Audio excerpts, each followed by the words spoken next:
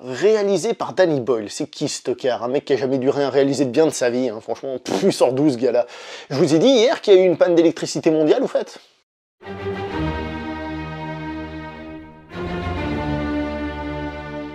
Bonjour à vous les cinéphiles et bienvenue pour cette nouvelle critique en post-projection. Il va être aujourd'hui question du film Yesterday, réalisé par Danny Boyle, qui à part dans la petite blague que j'ai fait au début là, de cette vidéo, qui est en fait une référence au film, je suis sûr qu'il y a déjà des gens qui sont sur leur clavier en train de faire « Ah putain, tu dis n'importe quoi !» D'accord? Bon, Danny Boyle, bon, j'ai pas besoin de vous le présenter, c'est un excellent réalisateur, un très grand réalisateur, je pense qu'à ce niveau-là, il n'y a pas photo, comme qui dirait. Dans les rôles principaux, nous avons Monsieur Himesh Patel, nous avons Lily James, et j'ai quand même envie de vous citer deux autres acteurs, donc Kate McKinnon, on reviendra dessus si j'oublie pas, et on a Joel Fry. La note que je donne à ce film, eh ben, honnêtement, 9 sur 10. J'ai adoré ce film. Je l'ai trouvé fantastique, je l'ai trouvé... Voilà, émotionnellement, il est fort, il est drôle, il a un petit message qui passe bien, que demande le peuple. C'est vraiment un feel-good movie, et tu en ressors, t'es heureux, t'es joyeux, mamma mia, que demande le peuple. On va commencer par parler des acteurs, et on va parler d'un duo dans un premier temps, le duo Lily James, Himesh Patel. Honnêtement, ils sont fantastiques, ils sont grandioses, ils sont tout ce que vous voulez.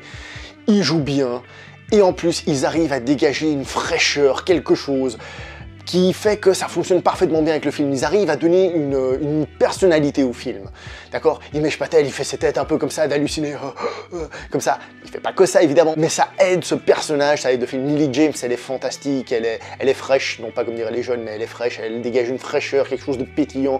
En plus, elle est charmante comme tout. Je trouve que ça donne vraiment ce côté feel-good movie, quoi, au film, qui fonctionne mais parfaitement bien. Je les ai trouvés fantastiques. Ils font un bon duo, mais même séparément, je trouve que franchement, la direction d'acteur est absolument grandiose, il n'y a pas à chier. Kate McKinnon, si vous avez déjà vu des vidéos que j'ai fait sur des films où elle apparaît, en fait, il n'y en a qu'une seule que j'ai fait, à savoir comment il s'appelait déjà ce truc, l'espion qui m'a tiré, ou un truc comme ça, enfin bref, une grosse daube. J'ai dit que c'était une actrice qui avait tendance à être très excessive, et même si généralement c'est un truc que j'aime bien, là ça me dérangeait beaucoup ce qu'elle faisait en règle générale. Dans Ghostbusters, par exemple, elle était très excessive, mais ça m'avait pas dérangé, au contraire, j'avais bien aimé le personnage. Dans l'autre, là, que j'ai dit, là, l'espion qui m'a tiré, là, ça allait vraiment trop loin. Et là, ici, elle est plus sobre. Attention, j'ai dit elle est plus sobre, j'ai pas dit elle est sobre. J'ai dit elle est plus sobre. Alors, son personnage est toujours décalé, est toujours un petit peu fou, mais par rapport à l'ambiance générale du film, ça passe. Et comme j'ai dit, bah, elle est un peu moins complètement tarée et on va dire hors sujet, donc je suis très content. Voilà.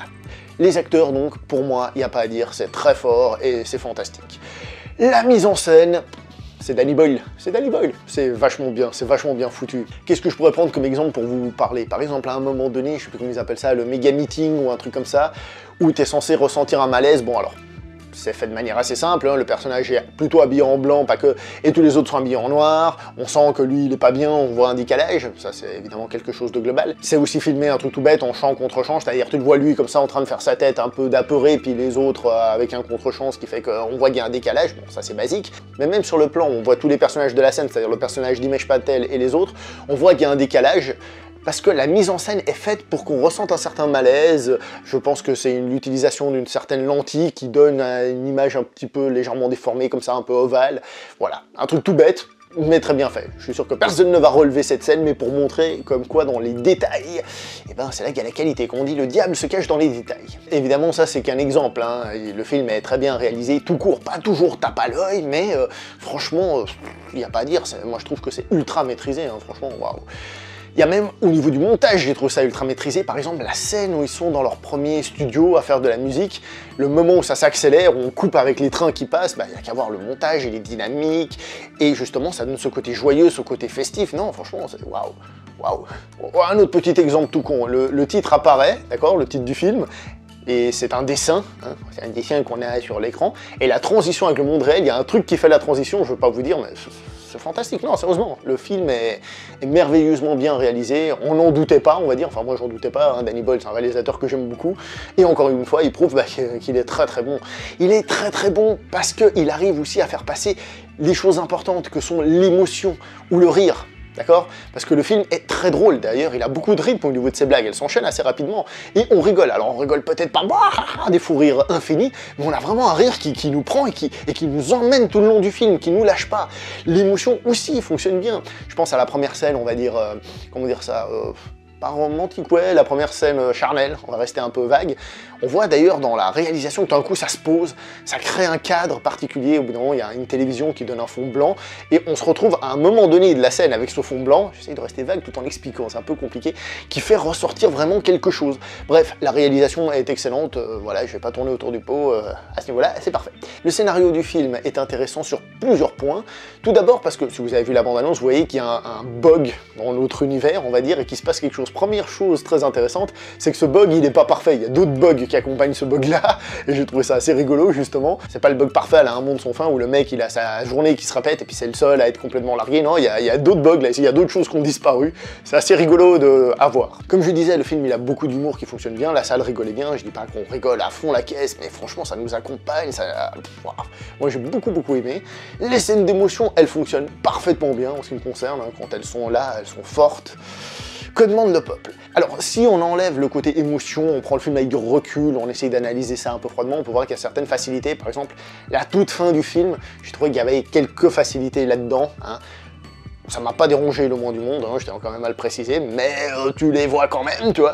On pourrait aussi par exemple rétorquer que l'aspect dramatique est assez simple, c'est-à-dire de là où il vient, on le voit venir depuis le début, etc., etc. Mais comme le film, il a l'intelligence d'essayer de nous raconter quelque chose, c'est pas juste de nous raconter une histoire, mais aussi de nous raconter comment dire ça, une conception de la vie, c'est peut-être un peu gros comme mot, d'accord, mais par rapport au succès, par rapport à ce que c'est que d'être heureux, donc le film, il brasse plusieurs choses qui sont intéressantes. Et ben, je trouve que ce côté-là qui pourrait, si on l'analyse, être plus faible, et ben, est bien utilisé. Un petit détail personnel, moi les Beatles, personnellement, je m'en fous. Alors oui, on les connaît, les chansons, parce qu'on nous les passe partout, tout le temps, donc tu ne peux pas ne pas connaître d'une certaine manière, mais je connais pas très bien, et c'est un film qui parle beaucoup de paroles, et je pense que plus vous connaissez les Beatles, plus le film peut être intéressant, avec ce qui correspond aux Beatles, les petites différences, les petites références, les trucs et les machins. Je pense que le film ne peut être que encore meilleur à ce niveau-là. Et ce qui est bien, c'est que si le film parle de musique, eh ben je pense que tous, à peu près, on peut se retrouver dedans par rapport à d'autres sujets de la vie de tout un chacun. Donc, autant le dire tout de suite, pour moi, c'est une grosse réussite. Une réussite qui fonctionne avant tout, évidemment, parce que il y a la technique, mais il y a aussi, évidemment, l'émotion. Le film fonctionne. En tout cas pour moi, et dans la salle, ça avait l'air d'avoir fonctionné aussi. Donc, pour faire simple, des très bons acteurs, une mise en scène fantastique, un scénario qui arrive à faire passer un petit message, qui a de l'humour, qui fait rire, qui crée de l'émotion, que demande le peuple. Et que dire, juste une petite parenthèse avant de finir, sur l'actrice Lily James. Alors on peut aimer ou pas les films dans lesquels elle a tourné, mais je trouve qu'elle a une carrière des plus intéressantes, elle choisit bien ses films. À l'heure actuelle, si vous la voyez à l'affiche d'un film, généralement c'est qu'il y a quelque chose d'intéressant à aller regarder. Pour le moment, on verra. J'ai pas vu tout ce qu'elle a fait non plus, peut-être que je me trompe sur certains films, mais généralement quand je la vois sur une affiche, je me dis là il y a quelque chose à voir. Mais bon, en même temps, j'avais déjà vu la bande-annonce et je savais que c'était Danny Boyle, donc c'était un peu inévitable, on va dire. Je vais m'arrêter là pour cette vidéo, je vous recommande donc d'aller voir ce film, après chacun fait comme il veut, vous êtes grands, on se voit prochainement pour une prochaine vidéo, likez, commentez, partagez, abonnez-vous, ciao tout le monde.